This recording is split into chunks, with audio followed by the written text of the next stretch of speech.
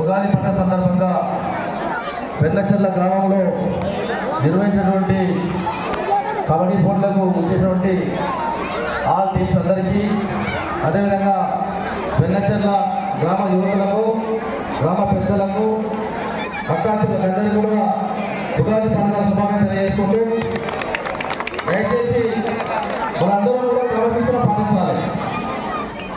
ఎందుకంటే ఒక కార్యక్రమం చేస్తూ ఉంటే దానికి అందరూ మద్దతు పలకాల్సిన అవసరం ఉండదు. ఏదైనా రెండు మాటలు మాట్లాడేటప్పుడు సైలెంట్గా చెప్పే మాటలు కూడా మీరు వినాల్సిన అవసరం ఉంది. దయచేసి మనం క్రమశిక్షణ నేర్చుకోవాలి. క్రమశిక్షణ లేకుండా ఎట్లా ఆలోచిస్తే అది వేరే తిరిగిపోతాయి. కాబట్టి మన వెనచల గ్రామానికి ఒక పేరు ఉంది. ఆ పేరును కూడా నిలబెట్టుకున్న అవసరం అందరి మీద ఉంది. కాబట్టి మీ అందరికీ మరొక పేరు విజ్ఞప్తి చేస్తా ఉన్నా, దయచేసి మనకు క్రమశిక్షణ చాలా అవసరం. ఈ గ్రామంలో నేను సర్పంచ్ అయినప్పటికీ కలిసి కూడా ఈ సమాజంలో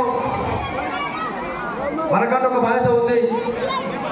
ఆ బాధ్యతను నిర్వహించడానికి అవసరం మనకుంది.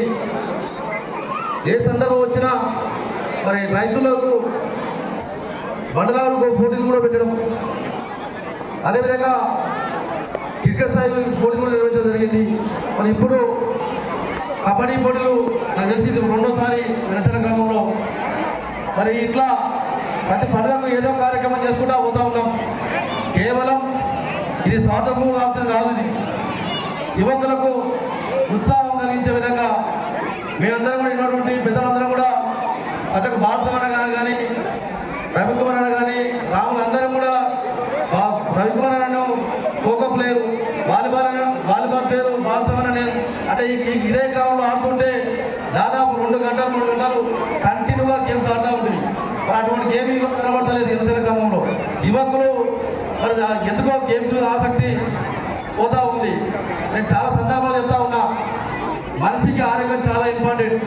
ఆరోగ్యం లేని నువ్వు ఏది అనుభవించలేవు. ఆరోగ్యం ఉంటేనే నువ్వు ఏదైనా అనుభవించగలుగుతావు, ఏదైనా సాధించగలుగుతావు. కాబట్టి ఆటలతో పాటు చదువు కూడా ఈ సమాజంలో చాలా అవసరము. మరి దానికి మీరందరూ కూడా పట్టు వదలకుండా మరి గ్రామ పేరు నిలబెట్టాలి.